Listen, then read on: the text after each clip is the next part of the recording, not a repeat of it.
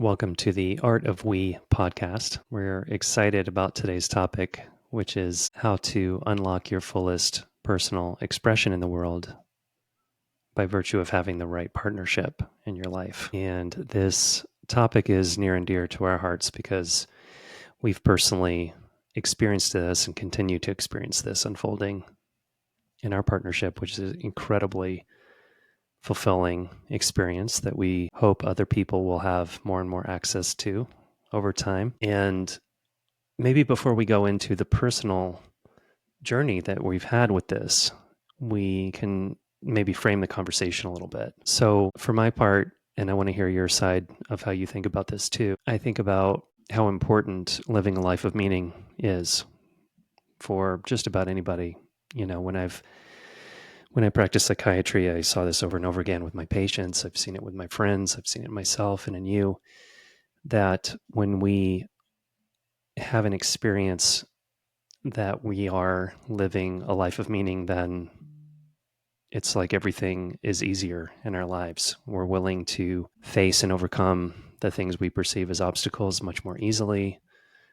We know why we're doing our lives. We know what's going on. We're oriented. And I think it's a human instinct, that certainly psychologists and philosophers have written about. I think a lot about one of my heroes, Viktor Frankl, and Man's Search for Meaning.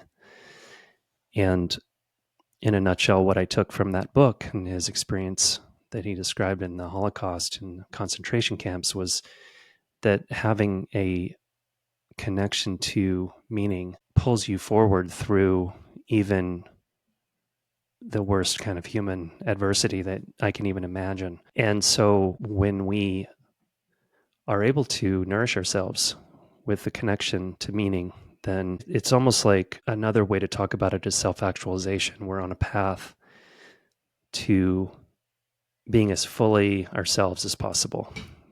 And so one of the ways that you and I have over the years talked about and explored relationship is that it's a both and experience of through deep partnership, we can be as fully ourselves as possible, more so even than when we're not in the kind of relationship that we're in today with each other.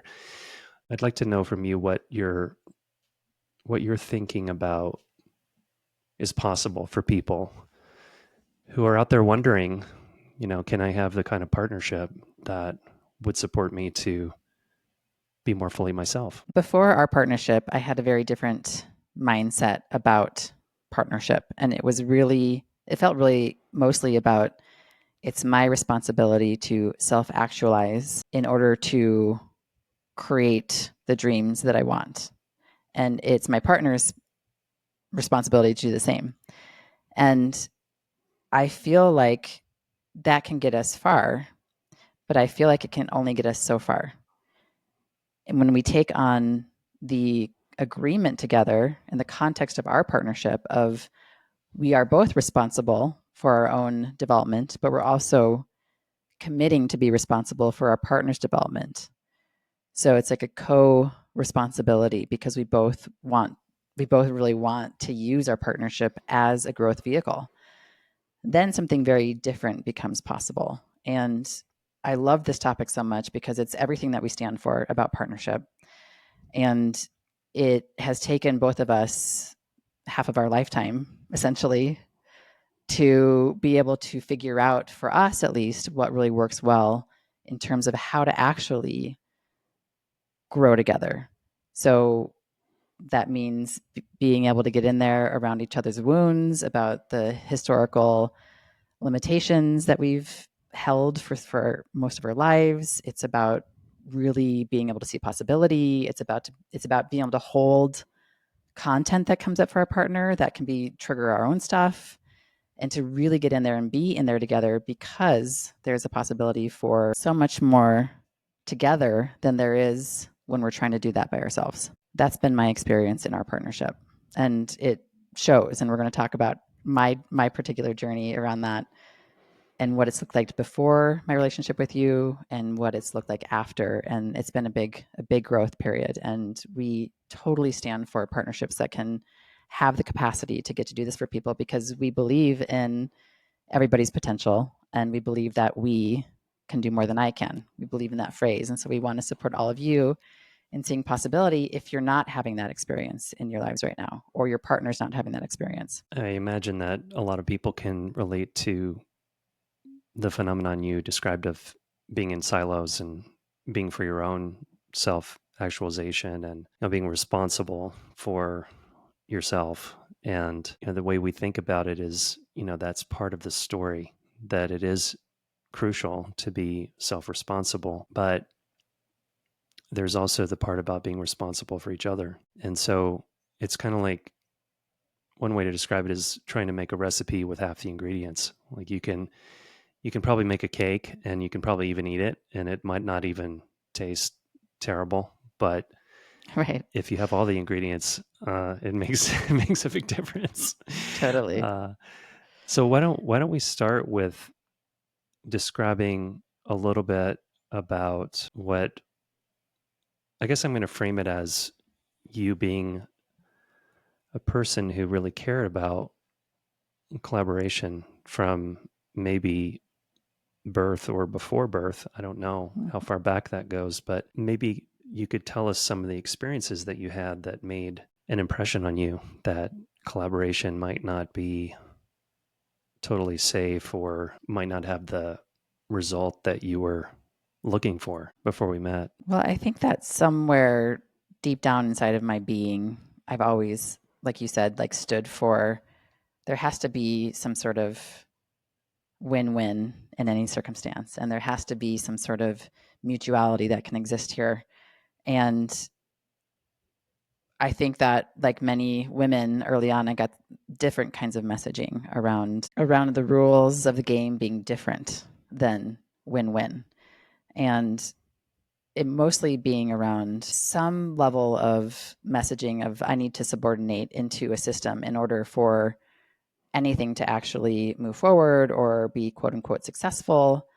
And so I've mostly felt in my life like if I had dreams or if I had desires or if I had something that would make me feel really excited and alive, there would be some sort of messaging back that that's not quite right or that's not quite going to work or tamper that down or it's a pretty common phenomena that we've heard a lot about with feminism and the rise of the women's movement and all of that. And I definitely was impacted in that way of learning how to allow what actually wants to move through me authentically and feeling like that's going to be supported. So, from a work expression or a career expression, I was very committed, still am very committed to how can my life contribute to the forward movement of humanity. Very much committed to that. But I kind of kept bumping up against the messaging of the way you want to do it or how you're doing it or what you see isn't quite the right way to do things or how to do that. And so personally, I've had a hard time stepping into some sort of really authentic, super aligned, super committed, passionate career expression that I feel fully aligned with in my life. And I didn't, even though I was in partnerships and business partnerships and intimate partnerships, I wasn't able to really ever crack the code of that early on messaging that I got. And even later on in my life, working inside of companies, inside of male majority companies, there is still a continued messaging around who I am and my presence and my way of being. And what were some of those messages that you either received directly in some cases or indirectly? How much do you think that has to do with men and women and how women are often treated in the workplace? Yeah, I think there's a lot to do. I think it has a lot to do with that early on. I mean, gosh, I think we counted maybe five different men that I worked for eventually ended up advancing on me. Is that the right word? Like approaching me, Making propositions. making propositions, indecent proposals even. Right. And as a young woman, even as a woman in her 30s and 40s, like receiving that kind of like, oh, this is what you're valuable for. I think that it unconsciously also fed into, oh, maybe that is what I am valuable for. And, I need to take a deeper look into my own psychology about that. But I'm sure that there was ways that I was complicit inside of that system of being like, oh, okay, well, in order to succeed, in order to make money, in order to gain security for my life, I need to show up in a particular way that creates excitement to have me there. And, at the risk of maybe then creating confusion, I didn't intend to create confusion. I wasn't like doing anything that was outrageous. I was just being myself in my bright light, and I wasn't trying to hold back. But then these messages of like, oh, let me take some of that light was how I was receiving it, would really get me into trouble. Mm-hmm. Or at least like I wasn't building the relationships that I wanted to build. So it was very confusing messaging. And as a young woman, it's like I have a lot of wounds inside of my system about bringing forth my own authentic ideas, my own authentic creativity. You and I have bumped up inside of our partnership around my wounding about trying to bring myself forward, trying to bring my authentic desires forward, and feeling like I got shut down so many different times in my life around that.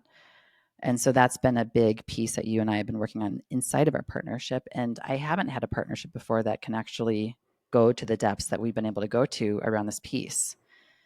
So, yeah, I'm not sure if that answers your question, but I was in a roll. It does answer my question, and it brings up one more question that I'd like to cover before we take a quick break here. After the break, we'll talk about, what's happening now for you with expression. But the question I have is, how did you maintain connection with the possibility that there could be a different kind of collaborative relationship in the face of so many Non-collaborative partnerships. yeah, I guess that's what I'm looking for is non-collaborative partnerships. Yeah. How many? A lot of those. So how were you able to maintain connection with that? There were several factors, but I think that the biggest factor was really something internally, something that I feel like I was born with, something that I think I'm just going to say women in this case who are not willing to subordinate their whole lives, women who have this internal compass of something must be different. I need to stand for something else. My life is meaningful. I am valid. All of these things that we really have to dig deep internally when we're getting the opposite messaging. And then when I started working for the collaborative way, which we've talked about before, it's a methodology that we brought into companies. One thing I really learned there was how to take a stand for something. And when I really got what it meant to stand for something we want in our lives and what it takes to do that, the thing that came to me was standing for this kind of partnership. And I didn't know if it existed. I didn't know if it would be on my path. I didn't know that I would find you. But I was like, either I'm going to have that kind of partnership or I'm not going to have a partnership at all.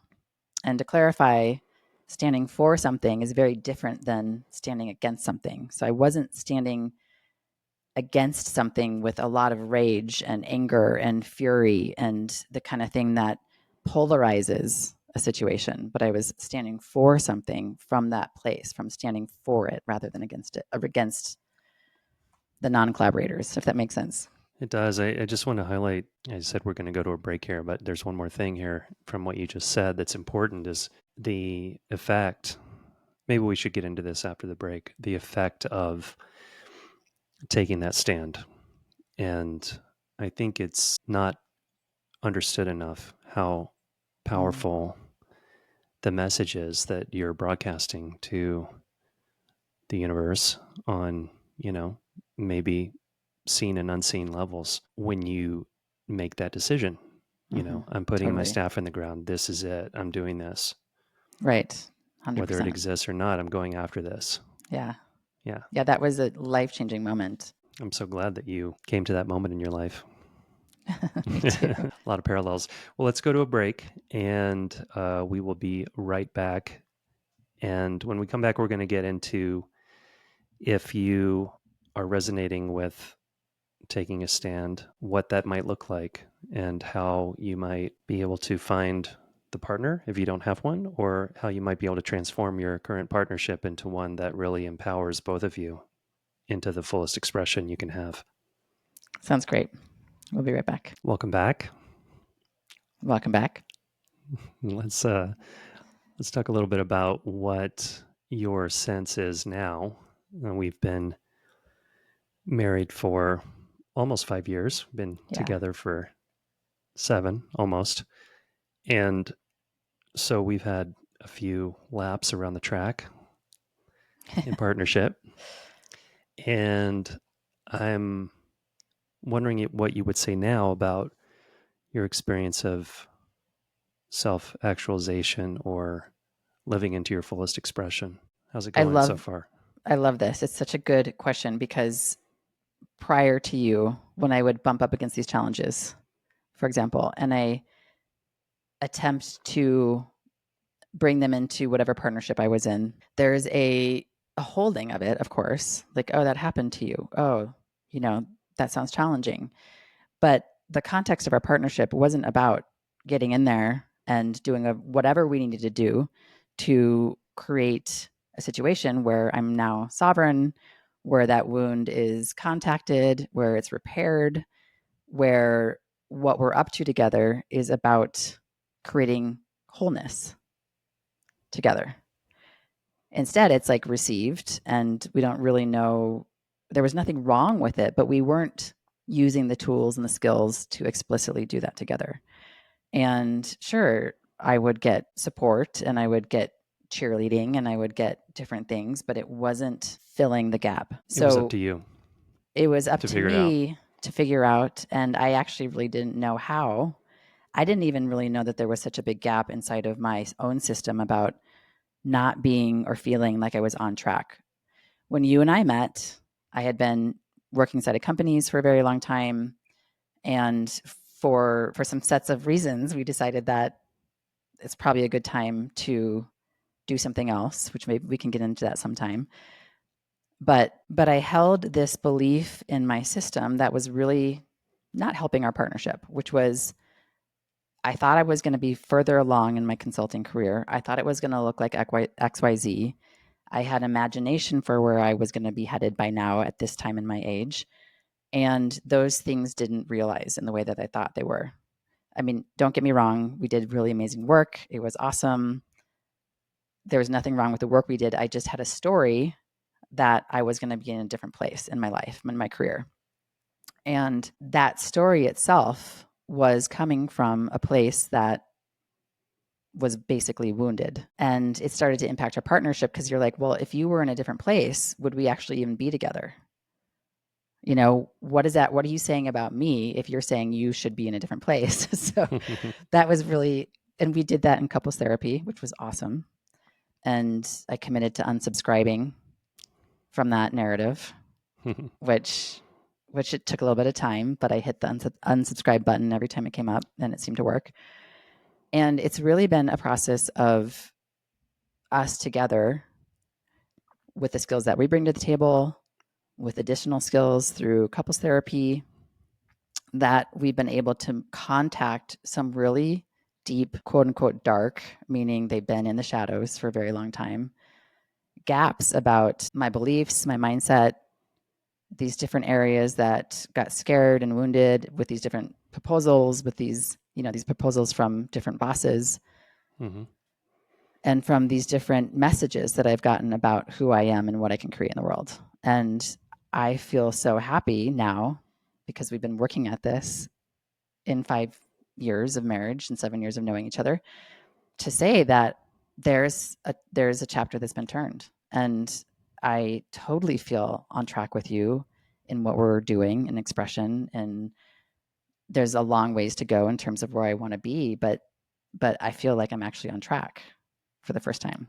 Really, like the most, like authentically on track, not by society's standards, but authentically on track. It's really meaningful for me to hear that from you. And I think it highlights something that is really important about our commitment to each other, which is that and it actually goes into one of our vows, which is that we're committed to fully healing inside of our relationship, the past, the things that we brought into the relationship. And I think it's important to say that because I think that's also a place where people get tripped up in partnership, is the idea that the injuries that each individual carries inside of them into the partnership somehow is that same individual's problem or that individual's responsibility.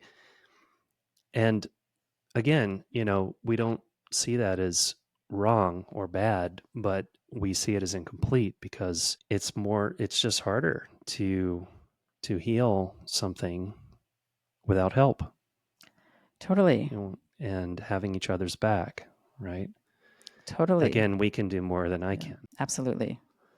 Well, why don't we kind of wind down by talking about what steps people can take who are like you and I were heading into this partnership together, holding the hope and, maybe even like you could say the prayer for your life, not knowing if it's even real. I mean, that's how it was for me. I didn't know if it was real, but I was like you.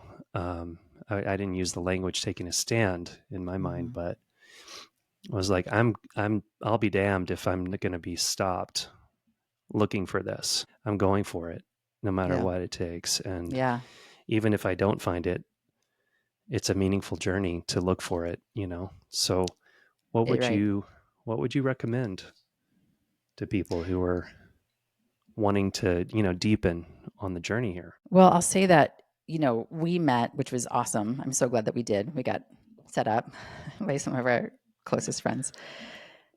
But it wasn't like we got set up and then all of a sudden everything's like perfect. We lived and happily unfolding. ever after. Yeah. It's like, that I've never heard of anybody that happening for, unless they're in a bunch of denial or they're a little bit dissociated or living under a rock. It's just like, maybe it happens. So I don't want to say it doesn't happen. But for us, it's like, then that's when the work begins. That's when the conversations begin. That's when you and I feel we're taking a bunch of risks with each other because we weren't committed to not doing something different that we used to do in the past. And so early on in our early on days, it's like, okay, well, what are we up to together?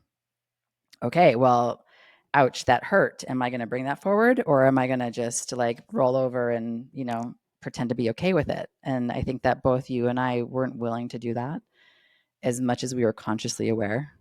And, again, another agreement is to gamble everything for love. And by love, we mean the kind of love that we were all standing for.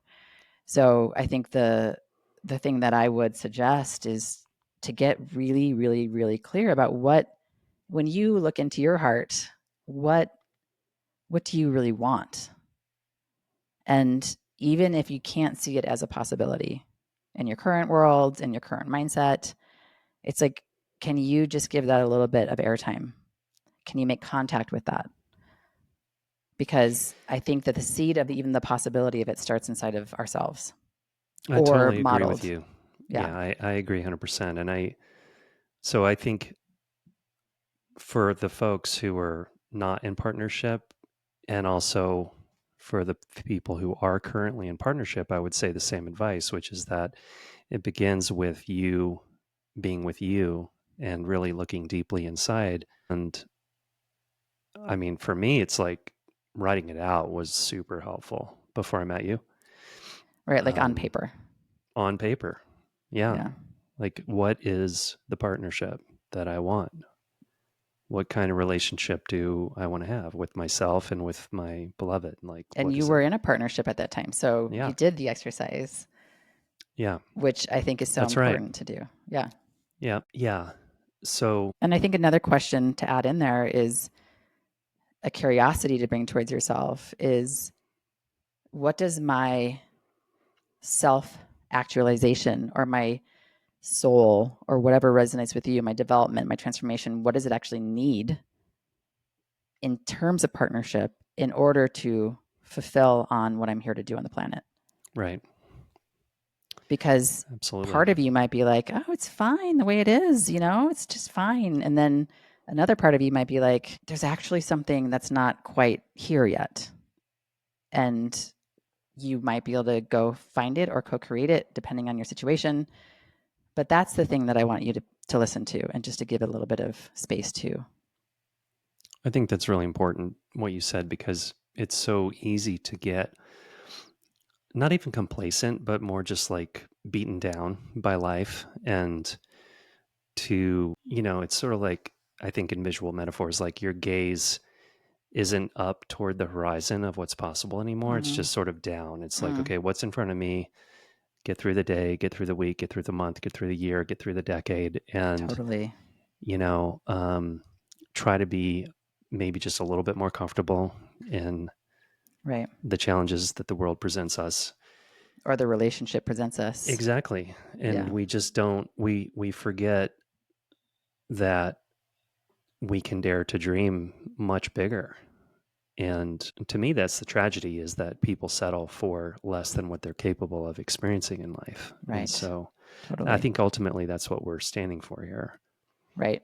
I knew that a part of me would die a slow death, literally, if I allowed myself to be inside of a partnership that wasn't able to hold what we can hold together here. And it takes work, and we're deeply committed to it, and we're on the journey together.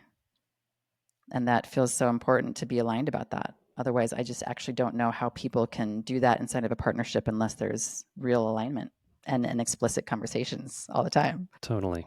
It's hard work, but it's so deeply fulfilling, the work. Well, thank you for being vulnerable today and revealing, some of the really challenging passages that you've been through. And I'm so inspired by the unfolding of your voice and your message, and this deep, really jewel that you've carried in your heart and had to protect from a lot of different, I guess maybe the euphemism is misunderstandings that Right. you received from the outside. Mm. And just celebrating the revealing and the unfurling of that for the world. So thank you. Thank you for your partnership. This would not be happening without your love and care and our commitments and our we. So it's a we thing. And I'm so grateful. And thank you, listeners, for listening. We would love to hear anything that you have to share about any of this, any questions that you have, any experiences that you have, any thoughts that you have, and or other topics related to this or anything else about the Art of We podcast that you want to hear about. You can reach us at KristaVanderveer.com, or you can leave us a rating and review on your favorite podcast platform, which we so appreciate because it helps other people find us when you leave messages there. And we read them all the time, and we would love any topics that you have to offer there as well. See you next time. See you next week.